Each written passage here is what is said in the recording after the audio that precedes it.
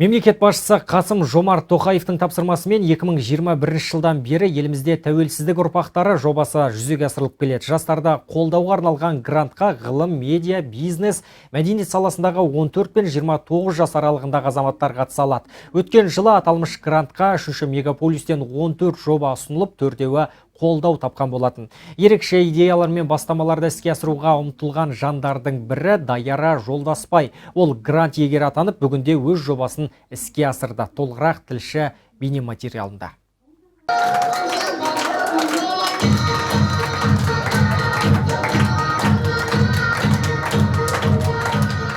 Қаржысын қайырымды іске жұмсаған 10-шы сынып оқушысы Диара Данияр қызының жобасы айрықша. Ол ерекше күтімді қажет ететін жандарға арналған қолайлы спорттық алаңша жасап берді. Жас өнертапқыш гранттан жеңіп алған 1 миллион теңгеге әткеншек пен қол бұлшық етін дамытуға арналған құрылғы механизмін жасады. Сондай-ақ оны Шымкенттегі Рахмет саған анашым атты мүмкіндігі шектеулі балалардың қоғамдық бірлестігіне орнатып, алғысқа бөленді. Неліктен 18 жастан жоғарғы балаларға арналған деген сұрақ туындаса, 18 жасқа дейінгі балаларға арналып бізде мемлекет көп көмек көрсетеді 18 жасқа дейінгі балаларға. Дәл 18 жастан жоғарғы балаларға арналған бізде мемлекеттен көмек өте аз, өте төмен. Тіпті оларға арнап біздің Қазақстанда әткеншек жоқ екен. Менің өзім ізденгенім бойынша Қазақстанда мен өзім тапқан жоқпын ондай әткеншек, сондықтан осындай проект жасау ойыма келді. Бұл идея мен 2019 жылдан бері волонтерлық бағытқа жұмысқа кірдім, еріктілік бағытқа. Сол менің ең алғашқы жұмыстарым осы мүмкіндігі шектеулі балалармен болды. Ең алғашқы жұмыстарым мүмкіндігі шектеулі балалармен, оның ішінде мен көп көргенім 18 жастан жоғарғы кісілер болды, үлкен кісілер. Ол кісілер аяқтарына балтақпен тұра алмайтын. Коляскада отыратын еді. Сол коляскада отыратын кісілер неге оларға кішігірім қуаныш сыйламасқа деген оймен мен осындай проект іздендім.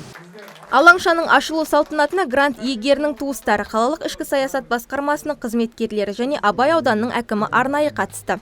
Ерекше балалар келген қонақтарға бар өнерлерін паш етіп, би билеп ән шырқады.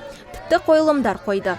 2022 жылы 4 жобаға 4 миллион теңге қаржы бөлініп, гранттық конкурс өткізілді. Грантта 14 жоба ұсыным берді. 14 жобаның 4 жобасы жеңімпаз атанды.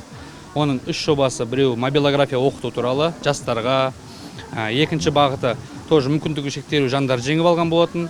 Ол жерде өздерінің конференциясын өткізді, өздерінің бизнес тренингтерін өткізді. Үшінші жоба бізде мүмкіндігі шектеулі жандарға арналған тоже проект болды. Төртіншіміз міне біздің ерекше жандарға арналған спорт элементтерін орнату.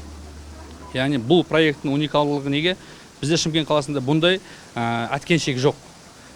Диара қызымыз осы жобада өзінің бизнес планын ұсынды, комиссия қарап үздік деп таныды. Бұл жоба жеңімпаз атанғаннан кейін бұл жобаны қай жерде орнатамыз деген сұрақтар болды. Бізде Арман алаңы деген мүмкіндігі шектеулі жандарға арналған коалиция бар. Сол жерде қоғамдық бірлестіктермен кеңес өткіздік. Сөйтіп Рахмет саған анашым деген қоғамдық бірлестіктің орталығында орнату шешілді.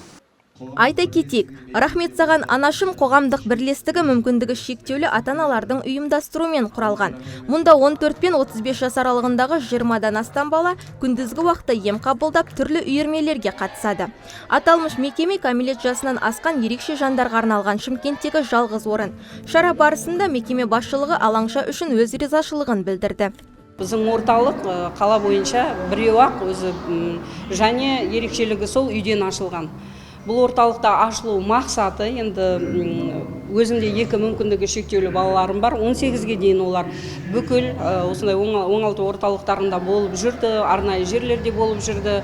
Бастапқы ашылу идеясы ойымыз соған тіреледі, өйткені 18-ден кейін қайда барады деген мақсатпен осы орталықта ашқан болатын біз. Қыз өзі қайырымдылыққа өте Диараға рахмет, шынымен қайырымдылыққа өте құмар, ол біздің жастардың арасында өте сирек кездесетін жағдай ғой. Тіпті бұл қыздың жастығы сонша біздің балалардың ерекшелігімен бөлініп тұрды. Ерекше жастар, ерекше жас қыз ғой, енді осыны басқарып тұрған. Өте қолайлы болып, бізде қоларбада отыратын балаларымыз үшін бүгінгі таңы әткеншек качеля алып келді. Брус, ол өзімізге де керек дүние еді. Ерекше жандар жаңа алаңшаның ашылғанына дән риза. Енді олар арбасынан түспей-ақ әткеншек теп алады. Сонымен қатар мұнда қолбұлшық еттерін дамытуға арналған құрылғы да орнатылған.